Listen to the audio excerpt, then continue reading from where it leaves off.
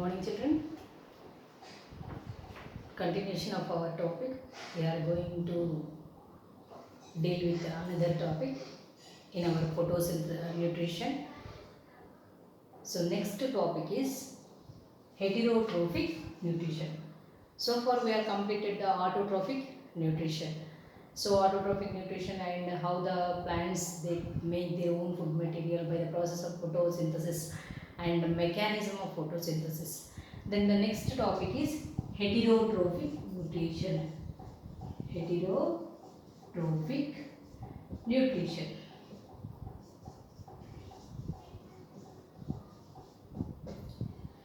In heterotrophic nutrition, what is the heterotrophic nutrition? The animals and animals which depend on for their food materials, they depend upon the others. So they cannot prepare their own food material. Already prepared food materials, they can take the food materials from the other organisms. They depend on other organisms. They maybe we are discussed that they are saprophytes,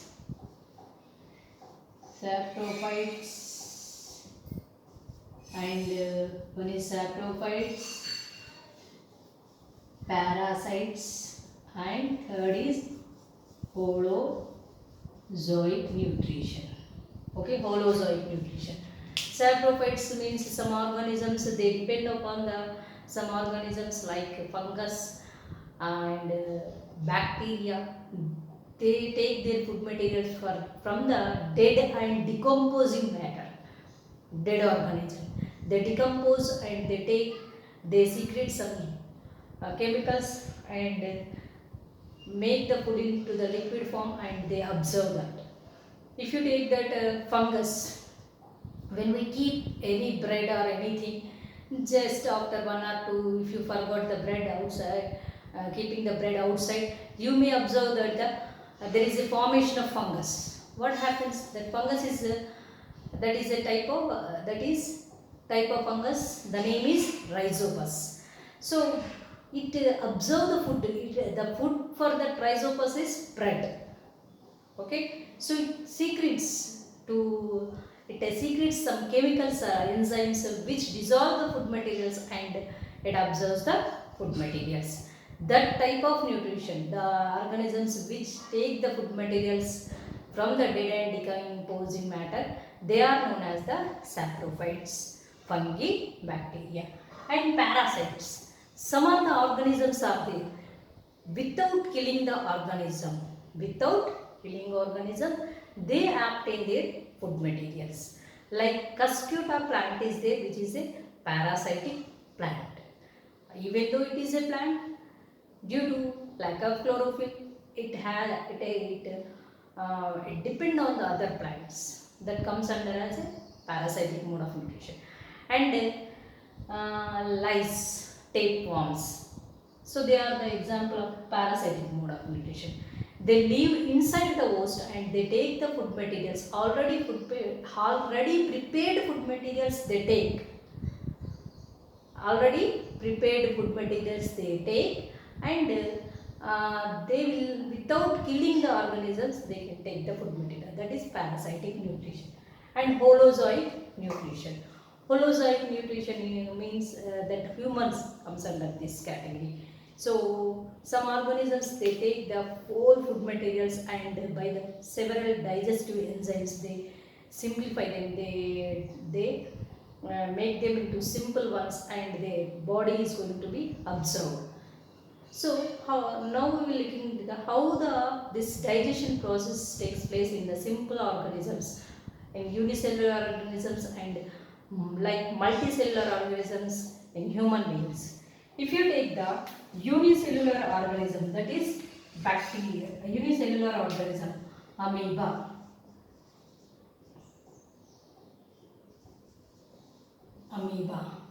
So amoeba is a irregular shape.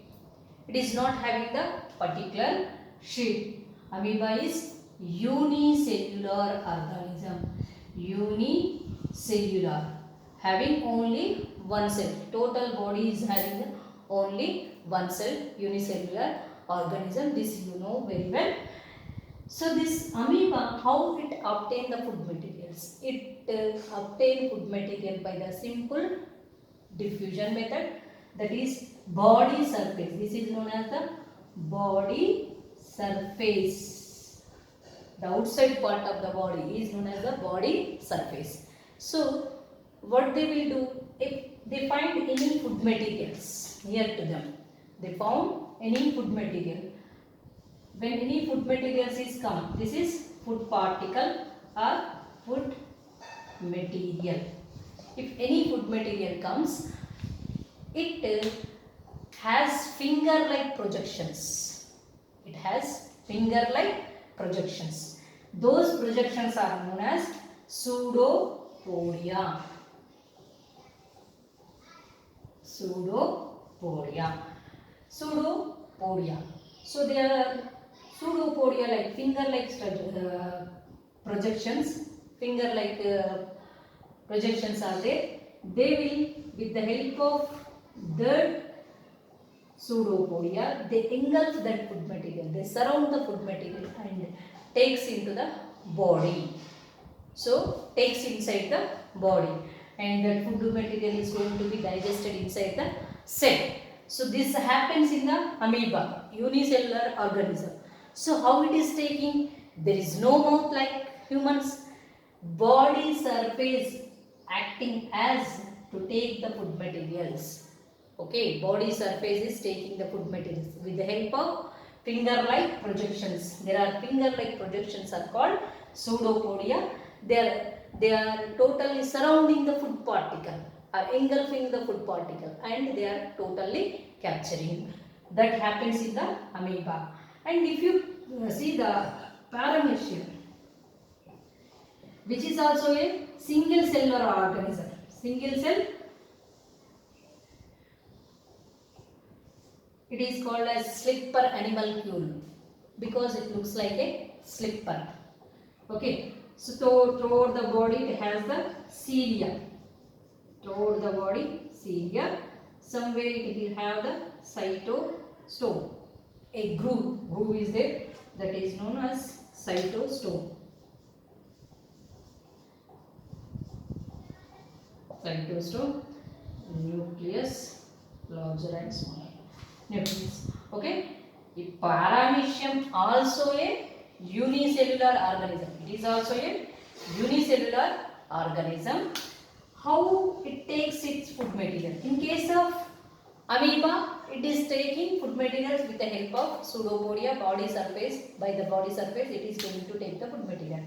But in coming to the paramecium, which is also a unicellular, it is also having only one cell. But when any food materials comes, when any food materials falls on the body surface, if any food particle comes, here the food particles is there. But to take the food material, inside, a groove is present in the paramecium, that is known as cytostome. A opening on the body which helps to take the food inside. So that is known as cytostome is there. So how it comes to this place? Food particle is here, but how it comes to the cytosome? With the help of cilia, ciliary movements. So throughout the body cilia is present. They will move like this. While they move like this, if the food particle is on this, ultimately when they move to the forward. So like this. So food particle is moved towards. When it comes to near here, so already near the opening is there, a small hole like opening. So if food particles falls into the inside the body. So here the cytostome helping this cytosome helping to take the food materials inside the body. So what is the difference between this and this? This is not having the definite shape. Shape is irregular shape. But whereas the paramecium it has a definite shape. Shape is not going to be changed. So this pseudopodia may be changed, but not the paramecium. So this is the mode of nutrition in single cellular organisms. Single cellular organisms, it may be asked in 2 marks questions. So how the amoeba takes its food materials? By the simple diffusion or by body surface. So it engulfs the food material with the help of pseudopodia, and it is whole taken into the body and it is digested. Even though they expel the waste material outside by the same process. And then next coming to the paramecium, which is a definite shape. It has a particular definite shape. So it takes the food materials with the help of particular structure is there on that body, that is cytosol. On the body surface, hair-like structures are there. They are known as cilia. Cilia. So they help the movement of food particles. They help to transfer the food particles, to move the food particles, and that food particles comes to here and falls inside the body, and it is going to be digested. Next, parasitic mode of nutrition. Next type is parasitic mode of nutrition.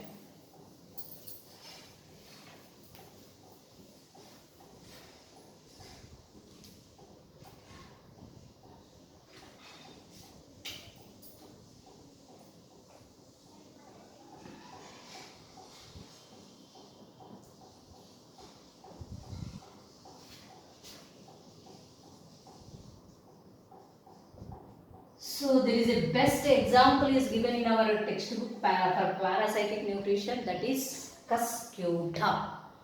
Cuscuta. Cuscuta plant. It is a dodder plant. Okay. Plant. We know that all the plants, they prepare own food materials by the process of photosynthesis. But here some plants are there. They are known as parasitic plants. Parasitic plants, because they take the food materials from the others. So that type of plants are known as parasitic plants, which depend on the other plants. Example is Cuscuta. So Cuscuta, this is commonly known as dodder plant. Dodder plant, and the family of this nearly 170 species are available. This much of types of species are available, and this belongs to the family morning glory family. Morning glory family. The family of this plant, and that is also known as family is known as Convolvulaceae. Convolvulaceae. What we will say? Convolvulaceae. Always the family of any plant, a plant family end with AC, it end with suffix. Okay. So here we are taking the Cuscuta for parasitic plant. It is a parasitic plant. It can't prepare its own food material. What is the reason? We will see that. And Cuscuta is known as the dodder plant, and it is belongs to the family morning glory family. The family name also, scientific name of the family is Convolvulaceae. Convolvulaceae. There are 170 types of species are available. Okay. First reason why they are parasite, because they lack means not having, lack the chlorophyll. They don't have the chlorophyll. But some exceptions are there. Cuscuta reflexa. This is the Cuscuta reflexa, which have the chlorophyll. Which have chlorophyll. It have the chlorophyll.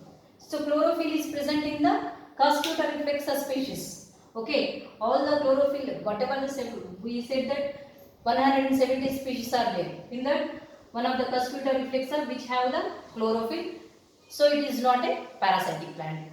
But they lack the chlorophyll. Chlorophyll is not there, and they are available in different types of colors. Yellow, red, brown, Okay, what are the colors they are available? Yellow color. Plants are seen in yellow color, red color, orange and brown. Okay, all these they are appear. These are the climbers, weak stemmed plant. Weak stemmed plant. Okay, so this is Cuscuta. It is a parasitic plant. It is belongs to the morning glory family or Convolvulaceae. All the species, they don't have the chlorophyll, and only one Cuscuta reflexa has the chlorophyll. Except Cuscuta reflexa, all they don't have the chlorophyll. So what they will do? On the germination, first when the seed is going to be germination. So it produces the roots. Roots helps to the anchor. Suppose the plant is germinated. So one seed, that Cuscuta seed, it is germinated, it is producing the roots, and I already said that it is weak stem. It is a weak stem. It is a climber. It finds it. It's in a spiral fashion. Spirally, it moves up to when it reaches the any supporting. If you generally for our beans plant or cucumber plants, what we will put before when they are in the early stage, we will give the support with the help of some sticks. So we will because that is the reason that the plant will climb easily and it take the more sunlight. That is the reason.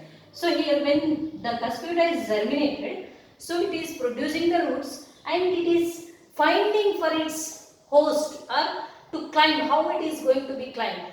When it find the another plant is there. Another plant, this black color is another plant is there. So another plant which is a healthy plant is there. So it is that Cuscuta, it is having so many branches or all the things. So black color, that plant is healthy plant, and this Cuscuta is growing up.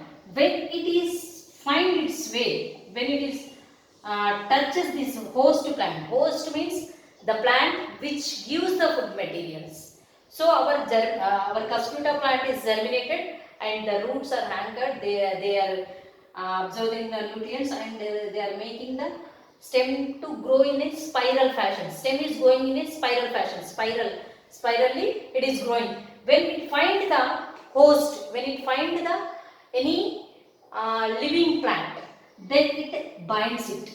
Then it spirally finds it. Then it finds, means it surround that plant and it grows. Okay, and to attach, how it is going to be attached? Okay, now our plant, our Cuscuta is spirally attached to the stem, but it has to take the food materials. We are saying that it is a parasitic mode of nutrition, means it is not going to prepare its food materials. One is the reason chlorophyll is not there. And if the leaves are there, leaves are present in the form of, leaves are in form of scales. Leaves are in the form of scales. Leaves are very minute. There is no leaves. Only some wire-like structure spirally surrounds the living stem. It is also living, and our this Cuscuta, it produces some needle-like structures. Okay, Cuscuta is going to produce some needle-like structure. So it is going to produce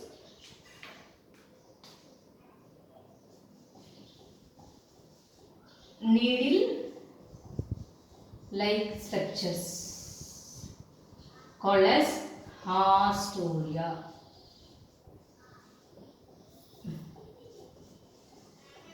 Hastoria. Okay, Hastoria. Needle-like structure. It produces the needle-like structures.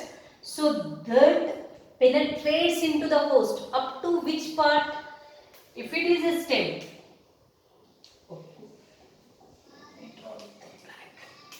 This is the host plant.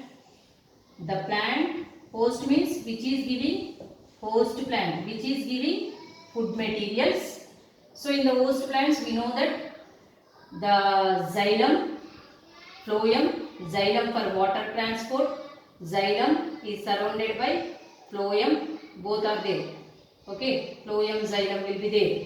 Okay, and next when it is surrounding this, it is produce a needle-like structures. They penetrate. Penetrate means they inside that hastoria or needle-like structures up to vascular bundles. That is xylem. They extend up to xylem and phloem. They extend up to phloem because we know that the phloem transports the food materials in the form of sugars. Okay. In the phloem, xylem transports water and minerals, whereas already prepared food materials transported in the phloem. That is the reason they insert these pipe-like structures. These are the needles, but not solid needles. They are the hollow needles. Hollow needles. They like a straws to absorb they suck the nutrients from the host plant. Okay. So these are like straws. We take straws to we use straws to take the juices or anything like that. So they are inserting their needle-like hastoria up to the phloem position, up to the phloem, and they are sucking the nutrients. They are sucking the nutrients. Like that, it totally surrounds the host plants. There is we can't separate them. We can't identify that what is the real host, which is the parasite and which is the real one. That is the very difficult to identify. So they may be in different colors, yellow colors. That is the easy to identify. But they are strongly binds to the parasite plant. Parasite means what? Which they cannot leave the host plant because if it want to survive, it must take the food material. So it is the reason that it is strongly bind to the our host plant. So it binds the host plant and take the nutrients. When it finds next, when it is having more plenty of nutrients, it spirally moves to the all the branches. Okay, it branches, and if it is taking the food materials from the host plant, there is no need of roots there is no need of roots to the that cuscuta plants. So at that time there is roots are helpless and the roots are become functionless. Okay, so here the cuscuta plant, how it is obtaining the food material?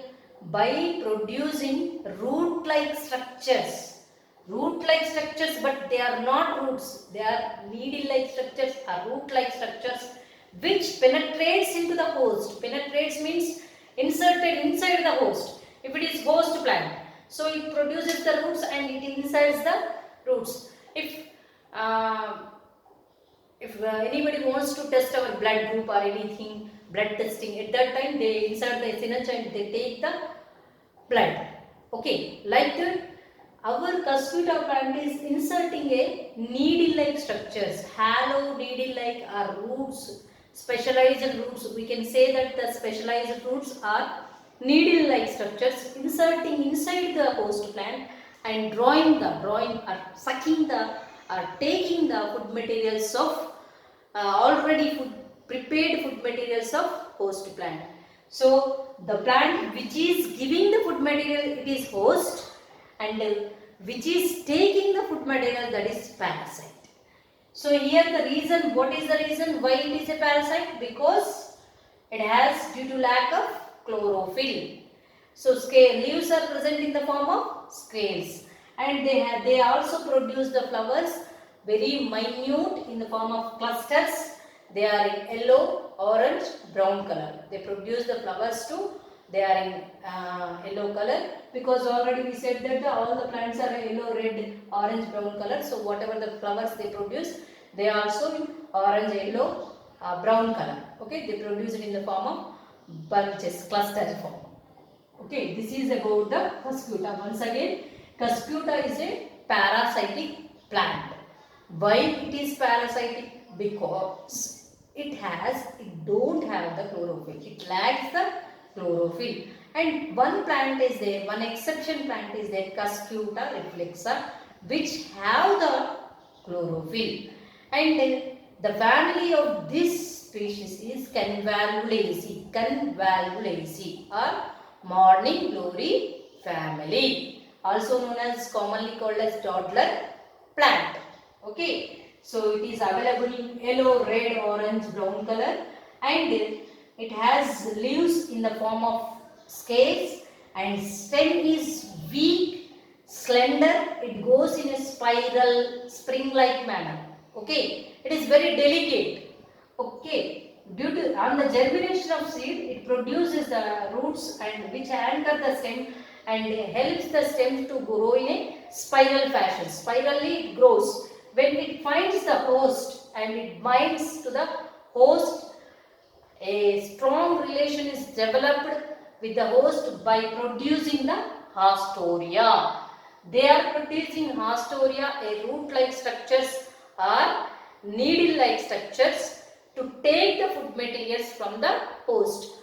Up to where they insert these hastoria, up to the phloem position. Phloem, up to phloem they insert their hastoria, because they don't want to take water and minerals. They just want to take already prepared food material. They don't want, we want already prepared food, because we are parasite. They want to say like that. Okay, so they are parasite. They want already prepared food. Not they want, if they want to prepare food, they will take only water and minerals, but they are not doing that. They are simply taking the sugars and already prepared food materials from the phloem. So they are inserting their hastoria up to this. They find they strongly binds to they expand their branches to all the branches of the host plant, and it goes. So there is it is easy to observe in our surroundings. There are so many Cuscuta plants we observe. We may don't know that it is a Cuscuta plant, but some plants spirally wire like or spiral plants may falls on the large trees are like that. So you observe that in our surroundings, they are the Cuscuta plants. And how can we observe? You may ask me question. So already we said that they are different yellow colors and yellow, orange, these colors. Yellow colors maybe we are regularly seen in our surroundings, and they don't have the leaves. Okay, this is parasitic mode of nutrition in Cuscuta. Next, how the nutrition takes place in humans. How the human we comes under holozoic nutrition. Okay,